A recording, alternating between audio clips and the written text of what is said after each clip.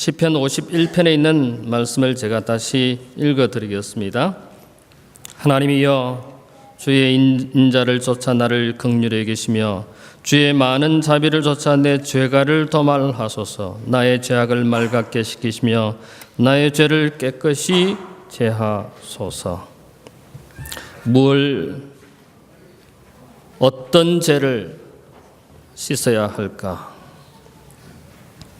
저는 에베소 4장 31절부터 32절에 나오는 말씀이라고 생각합니다. 제가 읽어드리겠습니다. 너희는 모든 악독과 노함과 분냄과 떠드는 것과 비방하는 것과 모든 악의와 함께 버리고 서로 친절하게 하며 불쌍히 여기며 서로 용서하기를 하나님이 그리스도 안에서 용서하심과 같이 하라. 한 청년이 무디 선생님에게 찾아와서 이렇게 말했습니다. 선생님, 우리가 꼭 교회 가야만 신앙생활을 할 수 있습니까? 교회 가서 예배를 드리고 교회 출석을 해야만 신앙생활을 할 수 있느냐고 무디 선생님께 질문을 했습니다. 그때 그 질문을 받았던 무디 선생님은 하루가에 부글부글 뜨겁게 불타오르는 석탄 한 덩어리를 끄집어내라고 말씀하셨습니다. 그리고 그 뜨거운 석탄, 벌겋게 달궈져 있는 석탄 한 덩어리를 꺼내서 저 구석에 교회 갖다 놓으라고 그랬습니다. 난로에서 빠져나온 그 석탄은 시간이 지날수록 점점 붉은색에서 검정색으로 바뀌어갔습니다. 무드 선생님이 다시 이야기합니다. 그 검어져가는 그 석탄을 다시 난로에 넣으라고 그랬습니다. 난로에 넣었더니 그 석탄은 다시 벌겋게 불타오르고 있었습니다. 교회는 그런 곳입니다.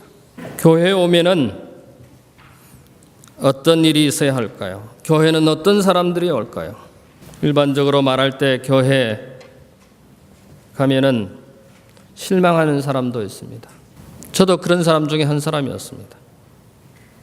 삼류학교 가면은 천사들이 다 있어서, 그런데 막상 삼류학교 가보니까 제가 사회 다니던 학교하고 똑같다는 것을 느꼈습니다. 천사는 보이지 않는 것 같아서 처음에 얼마나 실망했는지 모릅니다.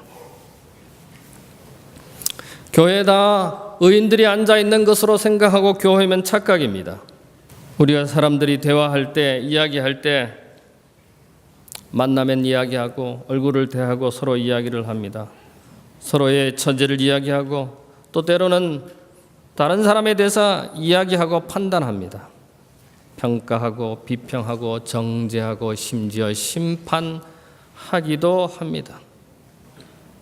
예수님께서 제자들에게 누가복음 6장에 비판하지 말라, 그리하면 너희가 비판받을 것이요. 비판하지 말라, 그리하면 너희가 비판받지 않을 것이요. 정죄하지 말라, 그러면 너희가 정죄를 받지 아니할 것이요. 용서하라, 그리하면 너희가 용서를 받을 것이라고 예수님께서 말씀하셨습니다. 마태복음 7장에 보면 너희가 헤아리는 그 헤아림으로 너희가 헤아릴 것이라고 예수님께서 말씀하셨습니다. 예수님께서 누가복음 5장 32절에 보면은 이 땅에 예수님께서 오신 것은 의인을 위해서 오신 것이 아니라 죄인을 위해서 이 땅에 오셨다고 성경은 기록하고 있습니다. 그래서 교회는 죄인이 모이는 곳입니다. 그리스도인 선교봉사 18쪽에 보면 죄인들을 교회로 인도하신다고 기록하고 있습니다. 그래서 죄인들이 모이는 곳이에요. 부족함이 있는 사람들이 모이는 것이 교회입니다. 그런데 이 교회 안에서 그런 서로에게 그 죄를 들춰내고 그 죄를 심판하는 것은 옳지 못하다는 것입니다. 우리 모두가 다 죄인이기 때문에 그렇습니다. 우리 모두가 다 부족한 사람들이고 흠이 있는 사람이고 연약한 사람이기 때문입니다. 병원이 왜 있어요? 환자를 위해서 있는 것입니다.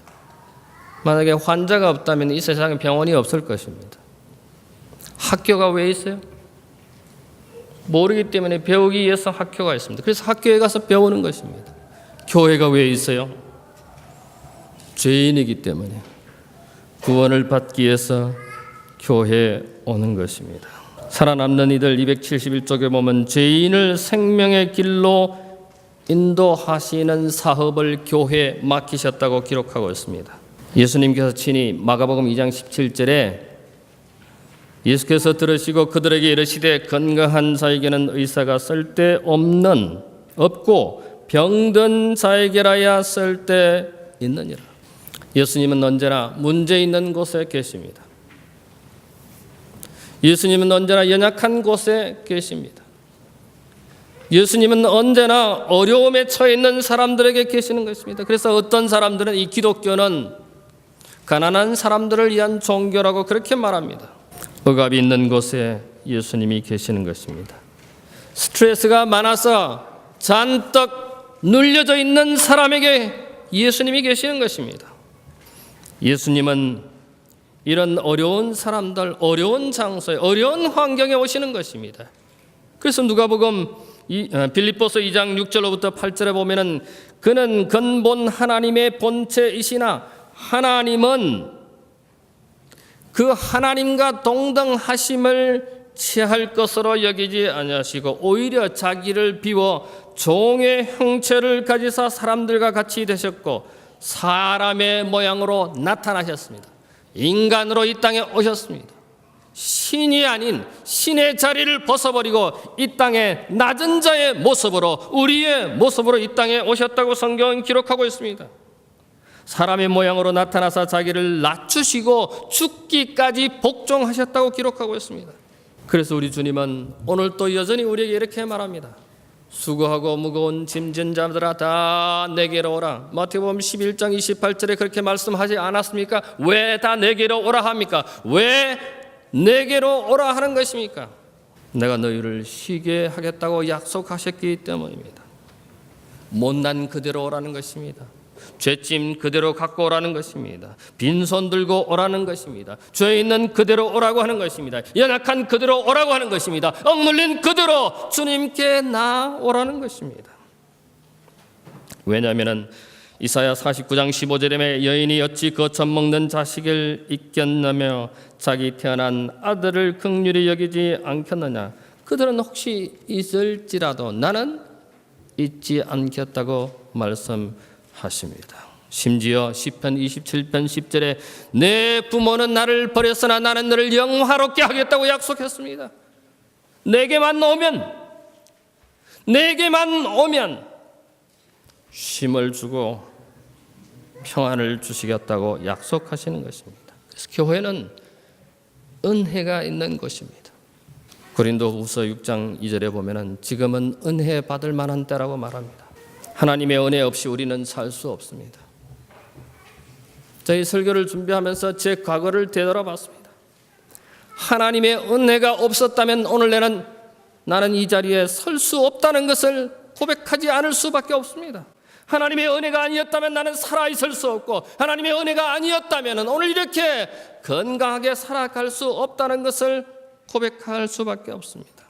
그리스도 안에서는 은혜가 있습니다. 교회는 은혜가 있습니다. 저 시편 51편의 1절과 2절을 읽어드렸습니다.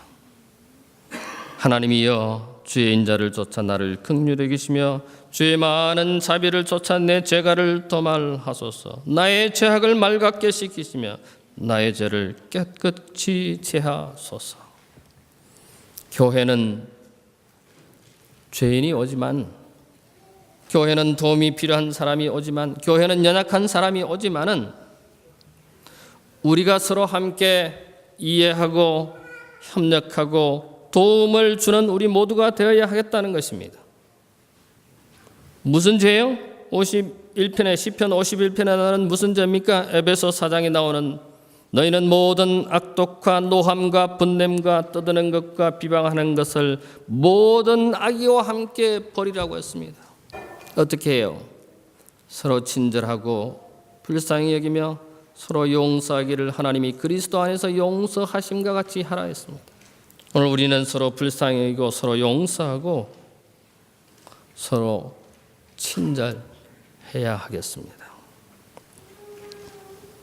목회자 입장에서 어떤 예식이 있거나 혹은 설교인데도 누가 전화를 하거나 도움을 요청하면은 어떤 때는 솔직히 말씀드리면 저도 인간인지라 짜증이 납니다. 교회에 맨 먼저 와서 있다 보면은 어떤 때는 도움이 필요한 사람이 와서 기다리고 있습니다. 전혀 알지 못하는 사람입니다. 전혀 낯선 사람입니다. 목욕을 하고 싶다, 밥이 먹고 싶다, 잠잘 곳이 필요하다.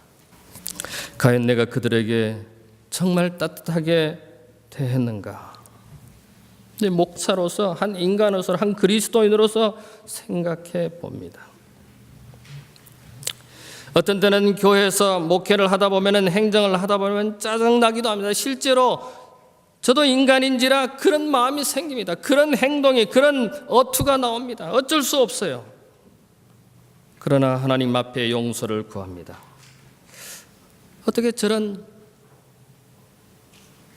신앙을 공부하신 분이, 삼류학교 졸업하신 분이, 장로가, 집사가, 재림교인이, 그리스도인이 어떻게 저럴 수가 있을까? 교회는 이런저런 사람이 모이는 곳입니다. 그러나 친절하고 불쌍히 여기고 서로 용서하라고 성경은 우리에게 말합니다. 저는 엔르산인 교회가 그런 교회가 되기를 바랍니다. 그런 정신이 가득한 교회이기를 바랍니다.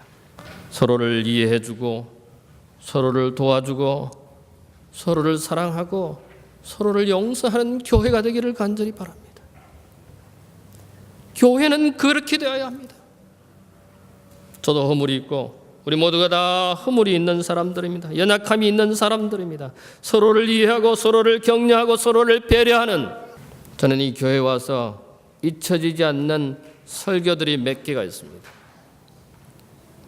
어제 저녁 설교도 안다라고 하는 그 단어가 제 가슴에 콱 박혀 있습니다. 내가 성도들을 얼마나 알고 내가 목회를 얼마나 잘 안다고 내가 이 자리에 서 있는가. 또 한 2개월 전인가요? 배려해야 된다고 하는 그 설교의 단어가 가슴에 콱 박혀 있습니다. 나는 배려를 하는 인간인가? 배려하는 남편인가? 배려하는 아버지인가? 배려하는 목사인가? 배려하는 장로인가? 배려하는 그리스도인인가? 배려하는 하나님의 자녀인가? 누가 다른 사람들에게 그런 배려를, 그런 헤아림을 그렇게 해주는 목사인가? 오늘 이 성만찬 예식에 임하면서 우리 자신을 되돌아보시게 되기를 바랍니다. 주님은 하나님의 동등되심을 취하지 아니하고 이 땅에 인간으로 오셔서 우리를 위하여 죽으셨습니다. 희생하셨어요. 사랑하셨어요. 용서하셨어요. 그런 용서가, 그런 사랑이, 그런 헤아림이, 그런 배려가 오늘 이 성만찬 예식을 통하여 우리에게 더 각인되고 우리의 삶 속에 실천되게 되기를 간절히 바랍니다. 성만찬 예식에 참여한 사랑하는 우리 가족 여러분, 오늘 우리는 상대편의 발을 씻기고 낮아져서 허리에 수건을 동여매고 가장 더럽다고 하는 발을 닦을 때 하나님의 은혜가 더하기를 바랍니다. 우리를 위해서 몸이 찢기시고 우리를 위해서 피 흘리신 그 피 흘림을 기념하는 이 만찬에 참여하실 때 주님이 그렇게 희생하셨고 주님이 그리 우리를 사랑하셨고 주님이 우리를 위하여 계신다고 하는 사실을 우리의 가슴에 되새기고 우리의 삶 속에 적용시킬 수 있는 그런 기회가 되기를 간절히 바랍니다. 하나님께서 오늘 이곳에 있는 우리 모두에게 하나님의 은혜가 함께하게 되기를 바랍니다. 제가 잠깐 기도하고 세종 예식으로 가겠습니다. 고마우신 우리들의 아버지시여, 오늘 저희들이 세종 예식과 성만찬 예식에 참여하게 하는 기회를 주셔서 감사합니다. 낮아지게 해주시고 씻김을 당하는 저희가 되게 해주시고 용서받는 시간이 되게 해주시고 용서하는 저희가 되도록 은혜 베풀어 주시옵소서. 이해하는 저희가 되게 해주시고 배려하는 저희가 되게 해주시고 사랑하는 저희가 되게 해 주시옵소서. 주의 영께서 저희들의 마음을 감동케 해주시고 이 세종 예식과 성만찬 예식을 통하여 주님께 더욱 가까이 가는 우리 모두가 되도록 은혜 베풀어 주시옵소서. 이 교회가 하나님이 기뻐하는 교회, 이 교회 성도들이 이웃을 행복하게 하는 성도들이 되도록 인도해 주시옵소서. 남은 모든 예식에도 주의 손길이 우리 모두와 함께 해 주시옵기만을 예수님 이름으로 기도하옵나이다. 아멘. 이제 우리 흩어져서 세종 예식에 임하겠습니다. 특별히 최근에 침례를 받은 우리 어린아이들도 세종 예식에 참여하시고 성만찬 예식에 참여하게 되기를 바랍니다. 이제 흩어져서 세종 예식을 하도록 하겠습니다.